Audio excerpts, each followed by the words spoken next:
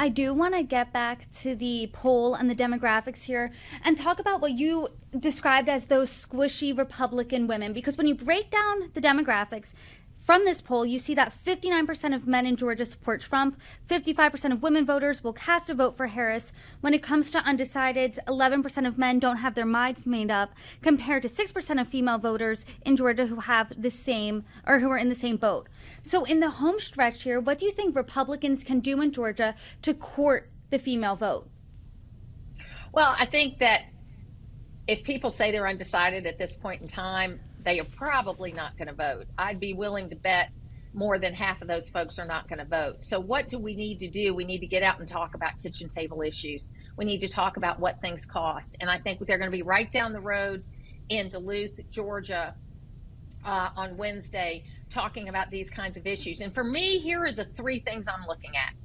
I'm looking at Peach County, which is in South Georgia, which has gotten it right every single time in the last 20 years on elections. They're a rural county, but their northern part of the county's Republican, the southern part of the county's Democrat, and they usually vote the way the rest of the state votes. The two other things I'm looking at is Cobb and Gwinnett. Cobb and Gwinnett were solidly Republican counties for years, and in the last three election cycles, they've been Democrat. I think they're probably going to stay Democrat, but what I'm looking for, are they getting more Democrat or less Democrat? And then that would tell me that some of these pie in the sky numbers about minority women deciding to vote for Trump or black men deciding to vote for Trump may not be as big as we think they are. We always hope for that, right? As Republicans, we hope for that. But it is going to be a bigger number than we've had in the past. It just depends on how much of that. And then the final thing I'm looking at is the overall early vote totals. If we're roughly at about 27% African American vote. In order for a Democrat to win Georgia, that's got to be around 30, just a little bit north of 30. Right now, Democrats are ahead of Republicans in voting and early voting, and generally more Republicans go out on election day. There's a big push to get Democrats out on election day too. So, we've got a lot of things to look at. Georgia is really shattering records when it comes to early voting. As of now, a few hours ago, Georgia Secretary of State COO Gabriel Sterling announced on X that early and absentee voting totals are over 1.7 million, which is nearly 25% of active voters. So historically, as we know, the more early voters are Democrats opposed to Republicans. So as a Republican, does that concern you? What do you think about these numbers?